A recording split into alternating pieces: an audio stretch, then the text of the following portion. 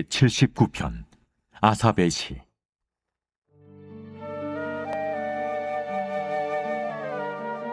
하나님이여, 이방 나라들이 주의 기업의 땅에 들어와서 주의 성전을 더럽히고 예루살렘이 돌무더기가 되게 하였나이다.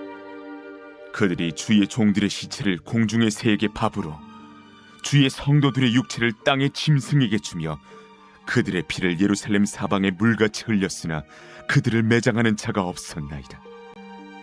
우리는 우리 이웃에게 비방거리가 되며 우리를 애워싼 자에게 조소와 조롱거리가 되었나이다. 여호와여, 어느 때까지니까? 영원히 노하시리이까? 주의 질투가 불붙듯 하시리이까? 주를 알지 아니하는 민족들과 주의 이름을 부르지 아니하는 나라들에게 주의 노를 쏟으소서. 그들이 야곱을 삼키고 그의 거처를 황폐하게 함이니이다. 우리 조상들의 죄악을 기억하지 마시고 주의 긍휼로 우리를 속히 영접하소서. 우리가 매우 가련하게 되었나이다. 우리 구원의 하나님이여, 주의 이름의 영광스러운 행세를 위하여 우리를 도우시며 주의 이름을 증거하기 위하여 우리를 건지시며 우리 죄를 사하소서. 이방 나라들이 어찌하여 그들의 하나님이 어디 있느냐 말하나이까? 주의 종들이 피 흘림에 대한 복수를 우리의 목전에서 이방 나라에게 보여주소서. 갇힌 자의 탄식을 주의 앞에 이르게 하시며 죽이기로 정해진 자도 주의 크신 능력을 따라 보존하소서. 주여, 우리 이웃이 주를 비방한 그 비방을 그들의 품에 7배나 갚으소서. 우리는 주의 백성이요 주의 목장의 양이니 우리는 영원히 주께 감사하며 주의 영예를 대대에 전하리이다.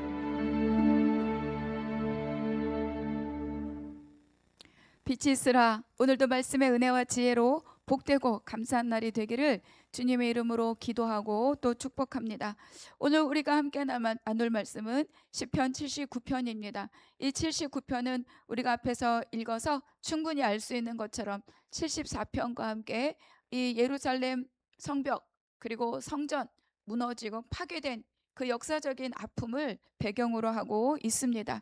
근데 오늘 이제 아삽의 시라고 적혀 있잖아요. 아삽이라고 하는 이 사람 자체는 이 시대의 사람은 아닙니다. 그럼에도 불구하고 아삽의 시다 이렇게 쓰여진 것은 이 아삽의 후손들, 또 아삽 계열의 사람들, 성전을 섬기던 그 사람들로 쓰여진 시를 아삽의 시로 묶었다라고도 우리가 볼 수 있습니다. 성전이 무너짐, 예루살렘의 무너짐, 이것은 건물과 또 어떤 거주지의 문제가 아니라 정말로 우리에게 정말로 믿고 신뢰하고 또 의지하였던 것들, 그것들의 무너짐, 하나님께서는 이것을 왜 무너지게 하시고 이것을 왜 무너짐 가운데 두게 하셨는가, 이런 마음으로 오늘 시편을 우리가 함께 나누어 보면 좋겠습니다. 우리가 먼저 1절을 읽겠습니다. 하나님이여, 이방 나라들이 주의 기업의 땅에 들어와서 주의 성전을 더럽히고 예루살렘이 돌무더기가 되게 하였나이다. 그렇죠. 정말로 주의 성전이 무너지고 예루살렘이 돌무더기가 되었다. 역사적인 사실입니다. 그리고 이제 이 이스라엘 백성들에게 이 성전은 정말로 절대로 무너질 수 없는 것이라고 생각하였습니다. 왜 그렇습니까? 그 안에 하나님의 임재가 있고 또 그 안에 하나님의 언약궤가 있었기 때문입니다. 그래서 이 사람들은 절대로 성전이 무너질 리가 없다, 이런 강한 확신 속에 살았습니다. 그래서 이들은 전쟁에 나갈 때도 어때요? 막 언약궤를 들고 나아갔습니다. 그런데 우리가 너무나 잘 알고 있는 것처럼 여러분, 언약궤가 있어서가 아닙니다. 언약궤는 상징일 뿐, 언약궤 성전이 의미하는 것은 무엇이죠? 이스라엘 백성들과 그리고 하나님과의 관계를 의미하는 거죠. 성전이 있어서 안전한 것이 아닙니다. 성전에 하나님의 임재가 있을 때 그때 안전한 것인데, 그러나 이들은 성전이 있어서 자기들이 안전하다고 믿고 있었던 거죠. 정말 중요한 본질이 무엇이냐를 잊어버리고 성전이 있기 때문에 우리는 안전하다라고 이들은 믿고 있었습니다. 또 무엇입니까? 이제는 성전 안에 계시는, 성전 안에 임재한 하나님의 임재를 잊어버리고 내가 드리는 제물, 내가 소로 제사를 드리고 내가 양으로 제사를 드리고 내가 거기다 11조를 갖다 드리고 내가 거기다 소제를 드렸다. 자기들이 열심으로 드렸던 그 제사에 이들의 마음이 빼앗겼습니다. 그러니까 우리가 이 성전이 무너짐, 예루살렘 성벽의 무너짐, 이 가운데서 엎드려 통곡하고 있는 이 자들의 마음 속에서 먼저 우리도 우리의 마음을 살펴볼 수 있으면 좋겠습니다. 우리가 어떤 위기가 만나고 내가 믿고 의지하던 것이 무너졌을 때 우리는 어떠합니까? 하나님, 내가 평생 주를 섬겼는데, 내가 한 번도 새벽 예배를 빠지지 않았는데, 내가 평생 하나님의 교회를 섬기고 이렇게 열심으로 믿고 살았는데, 하나님 어찌하여 우리에게 이런 일이 벌어집니까? 어찌하여 나에게 이런 일이 생깁니까? 이런 질문이 우리 안에도 올 수 있습니다. 우리가 2절과 3절을 계속해서 보면 이 침략한 이들, 바벨론이죠. 이들이 얼마나 악한 일을 행하였는지를 낱낱이 고발하고 있습니다. 백성들이 죽었는데 그 시체를 거두어 줄 자가 없어서 그야말로 새와 짐승의 먹이가 되고 있습니다. 그들이 얼마나 잔인하게 행하였는지 백성들의 피가 온 사방에 흘러 넘치고 있습니다. 이렇게 그들이 행한 일을 지금 하나님 앞에 고발하고 있죠. 74편에도 보면 마치 도끼를 든 살림을 베는 벌목꾼처럼 그들이 이 백성들을 악을 행하고 있습니다. 이렇게 고발하고 있어요. 여러분, 우리도 어떤 위기를 만나면 계속 어떤 마음이 먼저 듭니까? 내가 당한 일들을 먼저 생각하게 됩니다. 그들이 이렇게 행했습니다. 그들이 저렇게 행했습니다. 그러니까 이 시인도 지금 계속 바벨론을 하나님 앞에 고발하고 있죠. 바벨론이 어떻게 우리에게 이럴 수 있습니까? 하나님 어떻게 이 일을 그냥 두고 보고 계실 수 있습니까? 어떻게 이스라엘 백성들이 이렇게 피가 낭자하고 있는데 하나님 어떻게 이 일을 그냥 두고 있을 수 있습니까? 계속 바벨론을 집중하여서 이야기하고 있습니다. 우리도 그럴 수 있죠.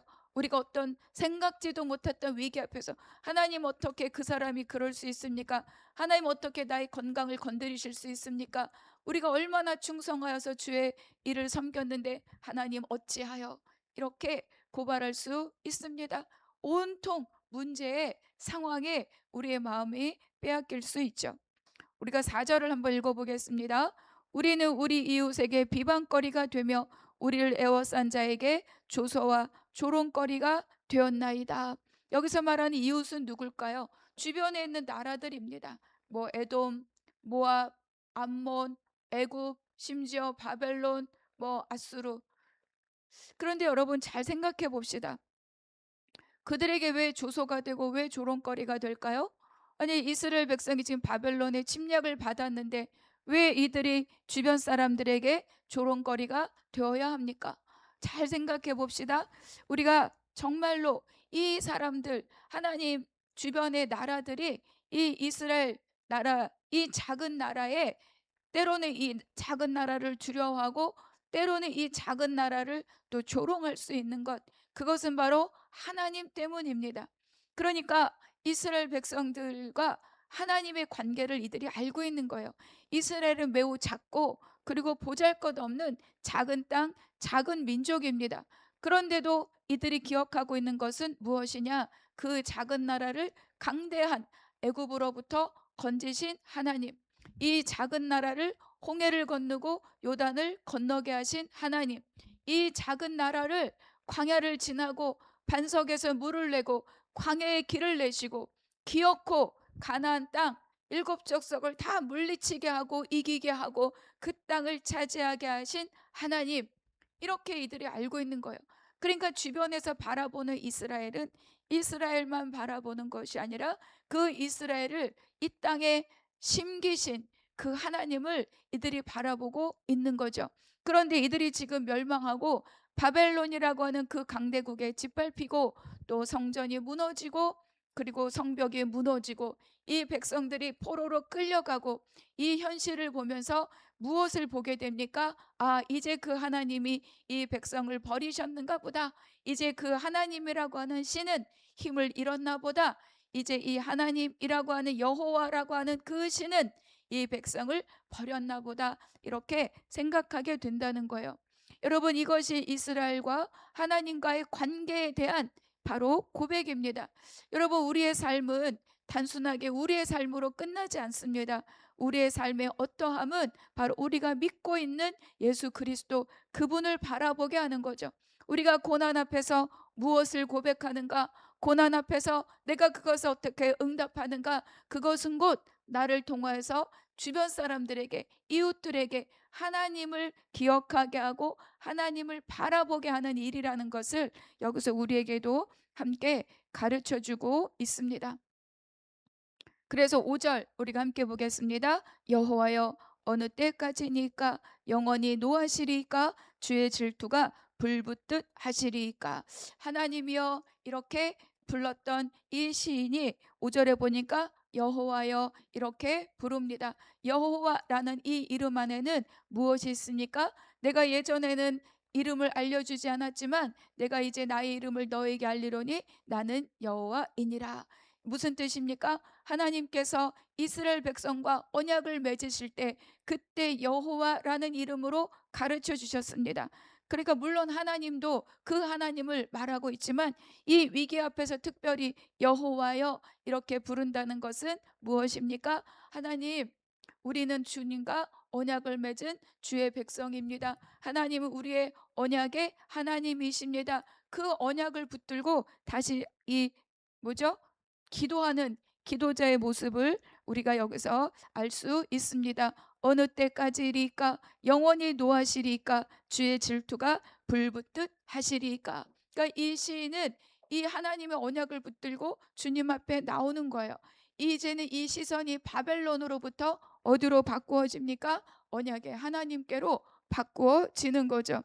어느 때까지인가, 영원히 노하시리까, 주의 질투가 불붙듯 하시리까. 그러니까 이 일이, 바벨론에 침공한 이 일이, 정말로 죽임을 당하고 성전과 성벽이 무너지는 이 일이 단순하게 바벨론의 어떤 악함, 그들의 정복력, 제국을 만들려는 그들의 야욕, 그것에만 있는 것이 아니라 이 일에 하나님의 손길이 있다고 이 시인이 고백하는 거죠. 바벨론이라고 하는 이 채찍을 써서 우리가 하나님께 행하였던 악행, 성전에 제물을 드리나 마음은 없이 드리는 것, 그리고 나의 열심을 신뢰하는 것, 하나님을 경외하기보다 성전이 있다는 것에 안심하고 있던 바로 그것들, 눈에 보이는 것을 신뢰하고 자기의 열심들, 그것을 더 믿고 의지하였던 그들의 악함, 하나님 앞에서 드렸던 그들의 악함을 하나님께서 다스리고 계시구나. 하나님을 신뢰하기보다 자기의 열심을 신뢰하였던 그것들을 하나님이 다스리고 계시구나. 주의 질투가 불붙어 하시리까. 하나님은 질투하시는 하나님입니다. 이 질투는 인간의 질투가 아니라 하나님의 백성을 다른 것에 빼앗기지 않겠다고 하는 하나님의 사랑의 질투인 거죠.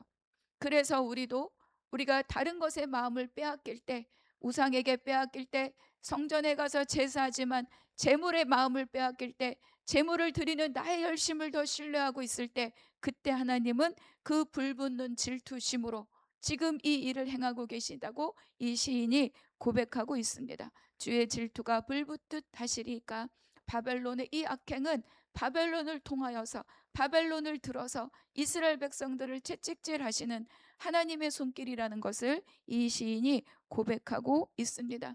여러분, 우리도 위기 앞에서 때로는 하나님 건강, 바벨론에게 집중하였던 하나님, 내 재정이 무너졌습니다. 하나님, 내 건강이 무너졌습니다. 하나님, 내 관계가 깨졌습니다. 하나님, 내 사업이 망했습니다. 하나님, 내가 직장에서 쫓겨났습니다. 뭐 이런 여러 가지 상황들, 세상 사람들은 뭐 그렇게 생각할 수 있지만 정말로 믿는 자들에게 하나님이 원하시는 것은 무엇이냐? 이 사건 속에, 이 상황 속을 다스리고 통치하시는 그 하나님을 바라보도록 하는 거죠. 그래서 때로는 우리가 그러한 상황 속에서 우리가 무엇을 발견하게 되느냐? 이 질문 속에서 어찌하여 이렇습니까? 언제까지 이러실 것입니까? 라는 질문을 갖고 주님 앞에 엎드려 있을 때, 그때 우리에게 깨닫게 하시는 것이 있다는 거예요. 내가 믿는다고 살았지만 나의 열심을 더 신뢰하였구나. 나의 행위를 더 신뢰하였구나. 하나님을 의지한 것이 아니라 하나님을 의지하고 있다고 믿는 나의 열심, 나에게 더 집중하였고 그것으로 향한 나의 확신이 나를 더 붙잡고 있었구나. 이것들을 깨닫게 하는 거죠. 그래서 하나님이 이 위기 속에서 우리를 다루시고 무너뜨리는 것은 무엇이냐? 믿음이 아니라 나의 확신을 믿고 있는 나의 거짓된 믿음. 그래서 하나님을 온전하게 의지하기보다 하나님을 믿음으로 얻게 되는 어떤 혜택, 어떤 기쁨, 그것에 내가 더 의지하고 있었던 것은 아닌가. 하나님 한 분만으로 만족하는 삶이 아니라 그것을 통해서 얻어지는 나의 어떤 유익들, 자기 만족감, 이것들을 내가 더 붙잡고 있었던 것은 아닌가. 그것을 확인하게 해주는 것이 바로 이 무너짐인 거죠. 하나님은 우리를 무너뜨리는 것 그 자체에 목적이 있으신 것이 아닙니다. 그 속에서 다른 것으로 엉켜있던 나의 마음을 보게 하고 이제 그것을 다 거두어내고 온전히 하나님 앞에 나오기를 바라시는, 하나님이 빼앗긴 내 백성을 다시 하나님 앞으로 부르시는 바로 질투하신 하나님의 그 사랑인 것을 다시 한번 기억할 수 있게 되기를 바랍니다. 그래서 8절입니다. 우리 조상들의 죄악을 기억하지 마시고 주의 긍휼로 우리를 속히 영접하소서. 우리가 매우 가련하게 되었나이다. 우리가 78편에서 백성들의 죄, 하나님의 은혜, 다시 백성들의 죄, 하나님의 은혜 반복되면서 결국 하나님의 은혜를 우리가 다시 한번 또 기억하면서 기도했었습니다. 오늘도 마찬가지인 거죠. 우리 조상들의 죄악을 기억하지 마시고, 그 조상들의 죄악 무엇입니까? 하나님을 섬기지 않고 성전을 섬기고 재물을 의지하고 나의 열심을 의지하였던 그 죄, 이제 하나님 그것을 기억하지 마시고 우리를 긍휼로 붙들어 주시옵소서. 근데 이것은 결국은 그 조상들의 죄가 나의 죄라는 거예요. 그 조상들이 행했던 그러한 태도가 나에게도 있었다는 거죠. 내가 나의 열심을 더 의지하고 내가 드리는 헌신을 더 의지하였던 하나님, 그 죄를 기억하지 마시고 주의 긍휼을 보아로 우리를 속히 영접하소서. 그래서 우리는 이런 속에서 그들의 죄, 그들의 악행이 아니라 그 속을 그것과 별반 다를 것 없는, 내가 하나님이란 이름을 부르고 내가 주님이라는 이름을 부르지만 세상 사람들과 별반 다를 것 없는 나의 속을 발견하게 되는 거죠. 그래서 나의 마음, 나의 죄가 보이기 시작합니다. 그래서 이제는 어때요? 이제는 바벨론이 문제가 아니라 하나님 앞에 우리를 고백하고 그리고 하나님의 긍휼을 구하게 됩니다. 주의 긍휼로 우리를 속히 영접하소서. 그래서 회개하며 돌아오는 그것은, 갈 수 있는 것은 무엇입니까? 언약으로 맺으신 하나님이시기에 한 번도 그 언약을 변개하시지 않고 언제든지 주 앞에 돌이켜오는 자들을 영접하시고 받으시는 그 하나님의 긍휼, 그 긍휼을 의지하여서 우리가 주님 앞에 나갈 수 있습니다. 여러분, 이것이 바로 복음이라는 거죠. 복음은 우리가 잘내서 주님 앞에 가는 것이 아니라 죄인이고 연약할 때 그때 주님께서 예수 그리스도를 통하여 열어주신 길이 바로 복음입니다. 너희가 어떤 형편에 있든지 나에게 나오라, 나에게 가까이 오라, 이렇게 우리를 불러주시는 거죠. 그래서 죄인을 먼저 찾아오신 하나님의 사랑이 복음이고 십자가이고 오늘 시인이 의지하는 바로 그 주의 긍휼입니다. 우리가 매우 가련하게 되었습니다. 우리가 또 하나님 앞에 범죄했습니다. 우리가 하나님을 잊고 나의 열심을 더 의지하였습니다. 우리가 하나님을 잊어버리고 눈에 보이는 것, 그것이 주의 복인 줄 알고 그것을 찾아서 주님을 오히려 이용했습니다. 그것을 고백하고 있습니다. 자, 우리가 9절 읽겠습니다. 우리 구원의 하나님이여 주의 이름의 영광스러운 행사를 위하여 우리를 도우시며 주의 이름을 증거하기 위하여 우리를 건지시며 우리 죄를 사하소서. 이제 또 한 번 더 주의 이름을 부릅니다. 우리 구원의 하나님이여. 그래서 정말로 여호와 우리와 언약을 맺으신 그 하나님은 어떠한 분이시냐? 우리를 구원하시는 하나님이라고 이 시인이 고백하고 있습니다. 하나님, 그 하나님은 이 바벨론을 이용하여서 바벨론을 들어서 우리에게 채찍으로 사용하시지만, 그러나 그 하나님은 우리와 언약의 하나님이시오, 우리를 구원하시는 그 하나님이시오, 우리를 긍휼히 여기시는 그 하나님이십니다. 이렇게 고백하고 있는 거죠. 그러니까 우리가 이러이러하게 했는데 왜 우리에게 이렇게 하십니까?가 아니라, 하나님 돌아보니 우리가 하나님을 잊고 우리가 성전을 섬겼습니다. 우리가 하나님의 십자가를 잊어버리고 나의 열심을 공로로 세웠습니다. 이것을 깨닫고 이제 나의 의로움이 아니라 하나님의 구원의 은혜, 그것에 의지하여서 하나님 앞에 가까이 나아가는 거죠. 나의 열심이 아니라 하나님의 이름, 나의 열심이 아니라 하나님의 구원의 약속, 나의 열심이 아니라 하나님의 언약, 이것을 붙들고 기도하고 있습니다. 10절에 볼까요? 이방 나라들이 어찌하여 그들의 하나님이 어디 있느냐 말하나이까. 그렇죠. 그들의 나의 무너짐이 하나님의 이름에 불명예가 되고 있다. 그것을 다시 한번 깨닫습니다. 하나님 한 번도 우리를 악하게 하신 적이 없는데 나 때문에 이제는 돌이켜서 하나님의 이름이 욕되게, 하나님의 이름이 조롱거리가 되고 있구나. 아, 하나님, 내가 다시 한번 주님 앞에 가까이 나아갑니다. 이렇게 시인이 고백하고 있습니다. 여러분, 나의 삶은 나의 것이지만 나의 것이 아닙니다. 내가 하나님을 붙들고 사는 삶은 이웃들에게 예수 그리스도를 전하는 증거물이 되고, 이웃들에게 복음의 삶의 승리를 가르쳐주는 우리가 표대가 되고 있다는 것을 다시 한번 기억할 수 있게 되기를 바랍니다. 그래서 문제 해결에서 끝나는 것이 아니라 이 문제 앞에 응답하는 우리의 삶을 하나님은 지켜보고 계신 거죠. 그래서 마지막 12절 우리가 한번 읽겠습니다. 주여, 우리의 이웃이 비방한 그 비방을 그들의 품에 7배나 갚으소서. 13절입니다. 우리는 주의 백성이요 주의 목장의 양이니 우리는 영원히 주께 감사하며 주의 영예를 대대에 전하리이다. 이 사건을 지나서, 이 문제를 지나서, 이 환경을 지나서 우리가 하나님 앞에 다시 엎드릴 때 하나님이 우리를 구원하시고 긍휼로 이끄시고 다시 세우시고 다시 살리신 그것을 통하여 무엇이 증거됩니까? 우리가 주의 백성입니다. 우리가 주의 기르시는 양입니다. 우리는 하나님의 언약의 백성입니다. 주의 기업입니다. 이것이 다시 한번 확인된다는 겁니다. 그래서 여러분, 우리가 믿음의 삶을 살 때 우리에게 환난이 있습니다. 고난이 있습니다. 그것들이 우리를 피해가지 않아요.